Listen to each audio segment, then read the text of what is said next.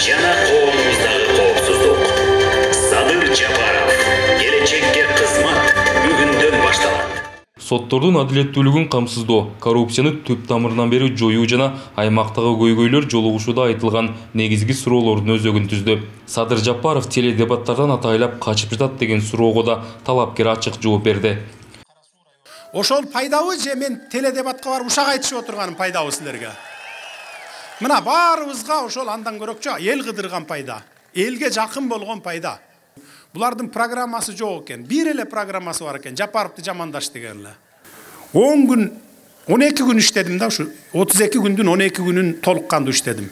Анан эми мени баягы бир 10 жыл иштегендей отчет сурап атышат да булар. Видео таратып атышат WhatsApp'тардан. Мен көчө ал видеосун да көрдүм. Жакамды кармадым. Кудай, ушуларга бир иман бере көр депчи.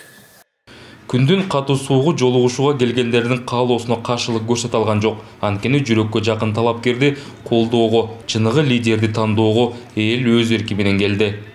Оңдой алган жок. Мына Садыр Жапаров бир 15-20 күн иштеди, ошонун ичинде алгылыктуу иштерди кылып койду. Биз ошого терең ишенип, мен өзүмдүн калоо менен жаңарык айланып ушул жерге келдим. Жаңарыкта мына бул Садыр Жапаровда абоненттер айтып атат. Өз Садыр Жапаровго күч менен келип атат. Биз мына ушул элдердин көпчүлүгү баардыгыбыз өзүбүз эле келдик. Миграциянын жок кылгын, айланайын. Биз балдарыбызды сагынып, балдар бизди сагынып, кыргыз мамлекети үчүн талаада балдарыбыз жүрөт. Ошо балдарыбызды айланайын, алып кел Кыргызстанга.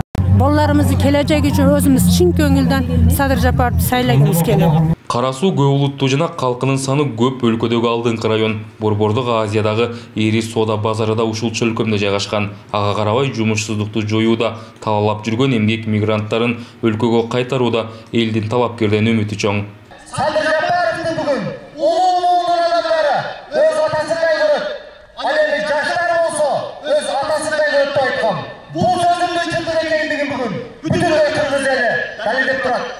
Теста оборонун кайтарсаңыз, Кеңештау эмес, мындай тең тайлашы болгон биздин министрликте оборонобуз болсо. Болот. Анан кийин билим бериш системасын эстердин молундага жеткизиңиз.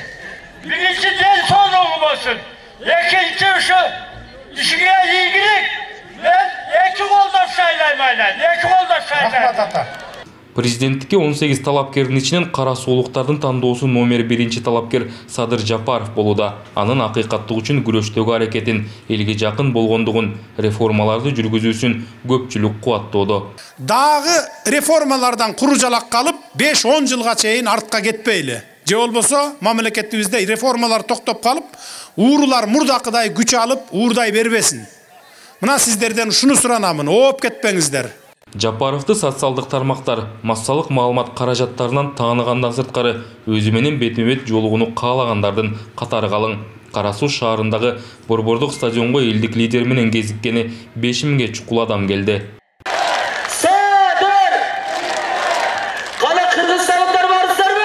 10 январда кыргызстандыктар келечек үчүн добуш берип, өлкөнүн андан кийинки башкаруу формасын аныктайт. Кара соолуктарга кайрылган элдик талапкер соңку учурда күчөгөн ушак айыңдарга ишенбей, реалдуу программаларды аткарууга жана жасалган аракеттерге колдоо көрсөтүүгө чакырды.